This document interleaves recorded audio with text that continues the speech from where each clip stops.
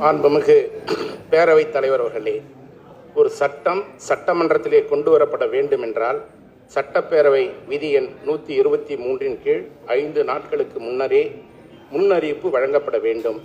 ஆனால் இன்று காலையில்தான் சட்டப்பேரவையில் இந்த சட்ட முன்வடிவு உறுப்பினர்களுடைய பார்வைக்கு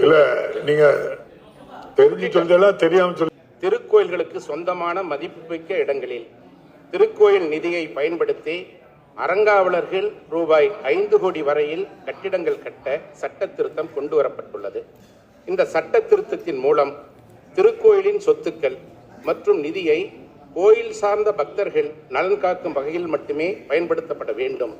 இந்த சட்ட திருத்தத்தின் மூலம் திருக்கோயில்களின் அசையா சொத்துக்கள் மற்றும் திருக்கோயில் நிதியானது முறையாக செலவிடப்படுகிறதா என்பதை அரசு கண்காணிக்க வேண்டும்.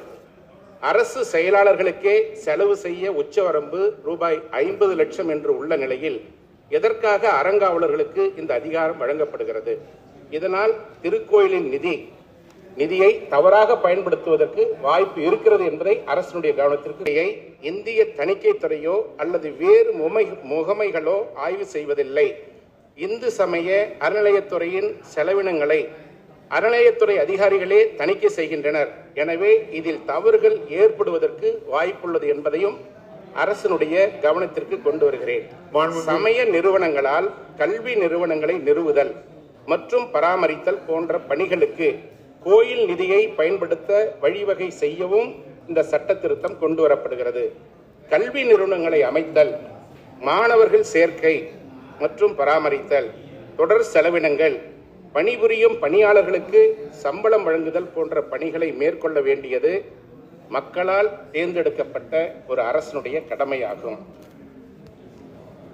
திருக்கோயில்களுக்கு எனவே அரசு செய்ய வேண்டிய பணிகளை ஏன் அறநிலையத்துறை மேற்கொள்ள வேண்டும் என்பது ஆன்றோர்கள், சான்றோர்கள், நடுநிலையாளர்கள், ஊடகவியலாளர்களினுடைய கருத்தாகும். எனவே கோயில் நிதியினை கொண்டு தமிழகத்தில் உள்ள பழைய வரலாற்று சிறப்புமிக்க திருக்கோயில்களை புனரமைக்கப்பட வேண்டும். கோயில் நிதியை கோயிலுக்காக மட்டுமே பயன்படுத்த வேண்டும்.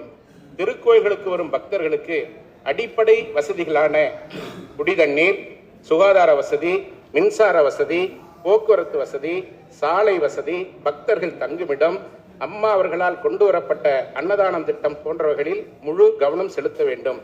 தற்பொழுது இது சம்பந்தமாக வழக்கு உச்சநீதிமன்றத்தில் நிலுவையில் உள்ளதால் இறுதி தீர்ப்பு வரும் வரை இந்த சட்ட திருத்தத்தை நிறுத்தி வைக்குமாறு அனைத்திந்திய அண்ணா திராவிட முன்னேற்ற கழகத்தின் சார்பில் இம்மாமன்றத்தில் தனது கருத்தை பதிவு செய்து அமர்கிறேன்.